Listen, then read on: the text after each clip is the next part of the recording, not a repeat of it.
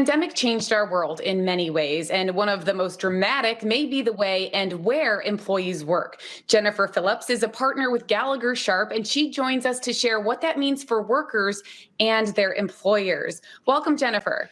Welcome. Thanks for having me. Yes, absolutely. Well, first, give us a little background about Gallagher Sharp and, of course, your role at the firm.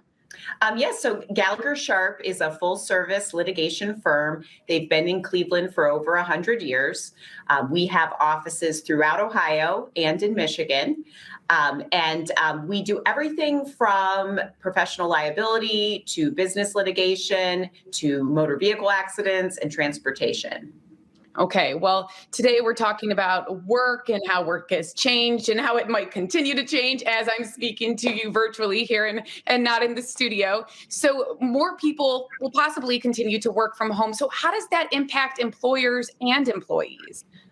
Yes, so we're seeing masks are coming off, but not necessarily everyone is going back to the office.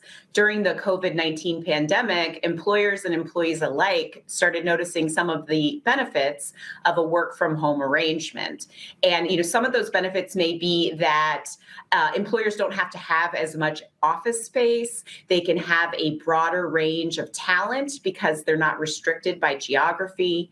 From an employee standpoint, they can have more flexibility and they don't have to spend the money and time commuting. But like you said, yes, while there are benefits to remote work, there are also legal risks for an employer. One of the risks is that you may have employees working in different states, especially if you're near a border. So you may have employees that live in Michigan or Pennsylvania, and now you are opening yourself up to a whole different realm of employment laws. Each state has different employment requirements when it comes to minimum wage, what kind of leave you need to give to each employee. They also have different requirements for payroll taxes and workers' compensation. So if you do have an employee who's working remotely and their remote location is in a different state, the employer now needs to get with their legal counsel and make sure that they're complying with all of that state's legal requirements. Right. Wow. Well, Jennifer, it sounds like there are so many benefits, but it's so important to know everything moving forward so there's no mistakes made, right? So what issues come up in terms of tracking workers' hours? Yes. So, when you have employees working remotely, you don't have quite the visibility that you would have if they are in the office. And especially with your non-exempt employees, you want to make sure that they're recording all of their hours. Because it's really important that you don't have employees working off the clock. And so that can be a challenge in a remote work arrangement.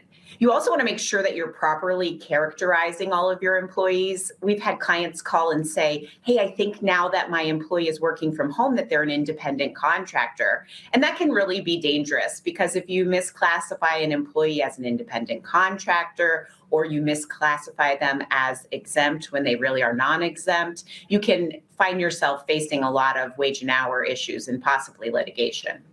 Okay, well, Jennifer, we only have about a minute left, but what other considerations should employers and employees be aware of? I mean, it sounds like we need to be informed and educated on all of these aspects moving forward.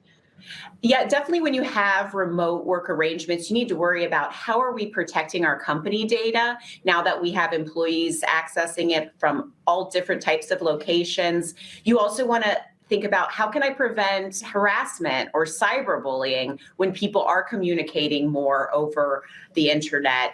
You also want to think about how should I manage the employees? Can I monitor them? What are the privacy concerns that come up with that?